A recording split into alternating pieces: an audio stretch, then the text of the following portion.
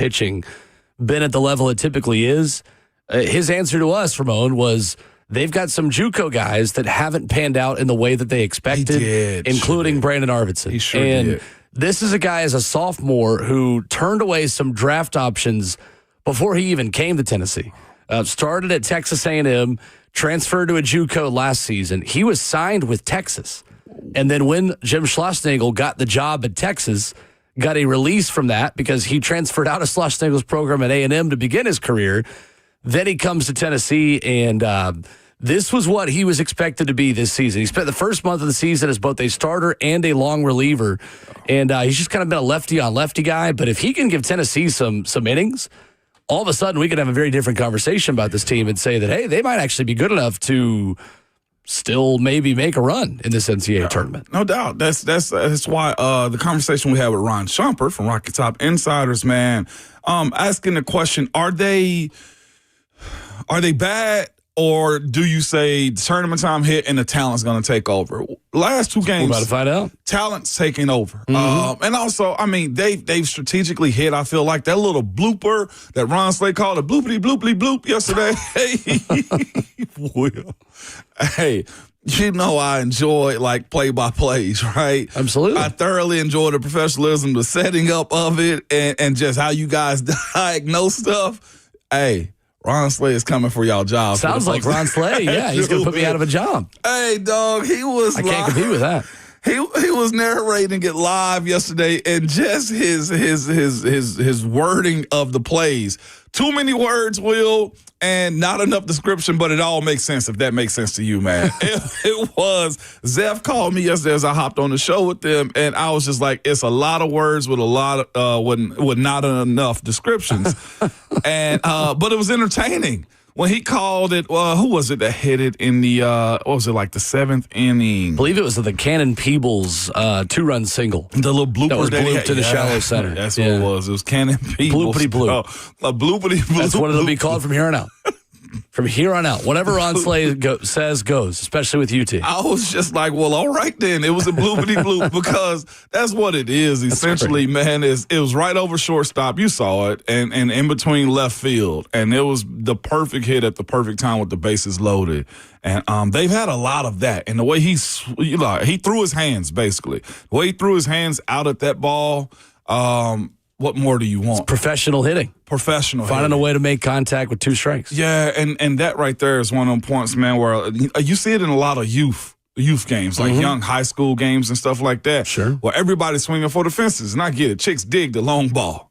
No doubt. But Tony Gwynn, Mr. 3000, I mean, that's what we're looking for, right? RBIs and stuff. So it was good to see Cannon Peebles just kind of spray one right over shortstop's head. Tony Gwynn is one of those athletes, by the way, who has so many like crazy stats that you'd think are not true, but are 100% true. Like he had Tony Gwynn had 951 multi-hit games and 34 multi-strikeout games in his career. Yeah. He hit 397 in 2 strike counts. Yeah, that's what I'm saying. Throw some junk at him if you want to. Put him on base if you want. Like, those are the decisions you have to make with a guy like that. But I admire that type of stuff because, Will, it is frustrating watching baseball games and guys go for the fences. Like, the pitcher's not pitching fast enough, so it's not going over. So unless you are on steroids as a 9th grader, what are we doing, okay? or 10th grader, 11th grader, 12th grader, unless you're that, you're fighting against yourself. And that's growth, Will. That's maturity of also. But baseball is such a fun sport to watch. At least for me. It is, and especially this time of year. I mean, we're heading into Memorial Day weekend. It is America's pastime for a reason. Yeah, it is for a reason. Absolutely. It is. It goes perfectly with a hot dog and a long holiday weekend. One more Tony Gwynn stat. Tony Gwynn faced Greg Maddux, Pedro Martinez, John Smoltz, and Tom Glavine 323 times in his career. He struck out 3 times against those 4 guys. Stop. I should just put a different Tony Gwynn stat in every. Like, seriously, that's worth it. It's one of my favorite things to do in sports. Of like Wayne Gretzky has that kind of aura to him. Of like There's some crazy numbers that are just ridiculous about him. Yeah. Tony Gwynn is the other one that like I could make up just random things. I'm not making up the ones I've already told you, but like it's the kind of athletes you could make up a number and you would believe it. That pleases me, like for real, for us to be talking about Tony Gwynn. One of those guys that's gone too soon, came from the bottom as it pertains to like how he came up and his expectations and stuff like that. Best hitter in history. Dude, listen to me. We went to a Padres game and they got a statue out front for him. I was happy as hell to take a picture in front of that statue. Mr. Padre. I'm talking about, and seemed like a great guy. Yeah. I know Mr. Padre. Mr. Padre. Yeah. But what a phenomenal. We just throw a stat out every once in a while throughout the duration of the show. Look, I ain't mad at it. You got the Seattle Mariners jersey on today. But this is a pro baseball show. It always has been. Very pro baseball. We often hear from people every now and then. We talk to people on the F and Big chat comments like, man, like can y'all just every now and then just talk something other than football? Just let me just hear something other than football. And look, we're playing the hits on this show, and you all prefer football, the vast majority of you. But it's nice every now and then to give something else a little bit of love. No doubt. Real quick, hurt Liam Doyle much at all yesterday with how he finished the day off? What do you mean? As far as the 4 runs, giving up. He's had 2 bad starts to finish off the season. A little bit of a concern. I know he's battling a blister a little bit, which he was picking at a little bit at the end of the game. But to be honest with you, he's not been his best to close out the season. Well, it's crazy. I wonder what he's doing in his routine because most pitchers get those blisters or they get the callus. I'm trying to figure out why his blister hadn't turned into a callus almost in a sense. But it is what it is, man. He's going to be fine. He's a pro. I don't have the answer to that. I think sometimes maybe it's a callus during the week, and then you start throwing 100 times again in a game, and it starts to open up a little bit more. Well, either way, Brandon Arvidsson, man, came through with it, man. I was excited to see that one. Sure did. 615-737-1045 is our number. Coming up this morning, we had Brent Hubbs on the show yesterday, so we're going to look at a troubling transfer portal trend in college football. The amount of 4 and 5 stars that have transferred every season in college football. Very interesting stuff from 247 Sports yesterday that we'll dive into in hour number 2. We continue our SEC spring football series this morning, talking some Alabama football with Charlie Potter, Alabama Online and On 3. Lots of things to discuss from Alabama spring practice as they head into the summer. We'll do that at 8:20. And, of course, in hour 4 on Friday mornings, Ron Slade joins us. He will do that here in studio at 9:20 today. But when we come back, the Ramon and Will hypotheticals continue. What if Daniel Jones becomes QB1 of the Indianapolis Colts? What does that mean for the rest of the AFC South? That's next.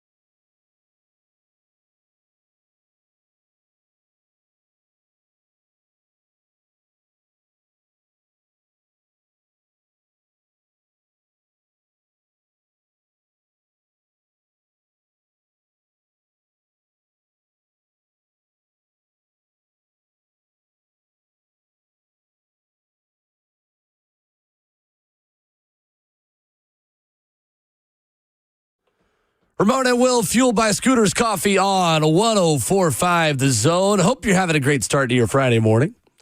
Hope we can make it a little bit greater for you. Visit a locally owned location near you in Rivergate, Smyrna, Brentwood, White House, or Mount Juliet. Amazing people, amazing drinks, amazingly fast. Ramon Foster, Will Bowling, Justin Hawkins waking up with you. So we are continuing our Ramon and Will hypothetical series this morning. Hypothetical questions, the what-if questions that could define the season in the NFL and in the AFC South. Ramon, we've talked about every team in the division so far except for Indy. Yeah. What if Daniel Jones becomes QB1 in Indy? What does that mean for the Colts? What does it mean for the Titans? What does it mean for the division? First of all, who do you think wins the QB1 job in Indy week 1? For the Colts? Yep. I do. Well, let me say this first and foremost. I believe in Daniel Jones. I'll be quite honest. I know with you do. You know I've always been a fan of Danny Dimes, man. I like the idea that there's a lot of talent here. I do think the teachings of Coach Cutcliffe is in him. I think that 2022 season is his best one so far. I love the idea that he got the size, he got the arm, he also has the athleticism. And not just that, unless he's tripping down the field, he's got the speed to run through the end zone. You know what I'm saying? Like, He's got every attribute that you want. Honestly, it can go, tit for tat for Anthony Richardson. So, who I think is going to win it? I do think Daniel Jones is going to win. Week 1? Yeah, I do. Now. Interesting. I do now. I saw a comment yesterday, and I almost think it's true, too, but his biggest advocate was Jim Irsay, from my understanding, as far as Anthony Richardson goes. I don't think that's 100% true. Yeah. But I am interested to see just what decisions, maybe we thought were a given in Indy change now under different leadership. Yeah. And there's also, I feel like, a pressing time, too, for their head coach to be able to go out and win some football games.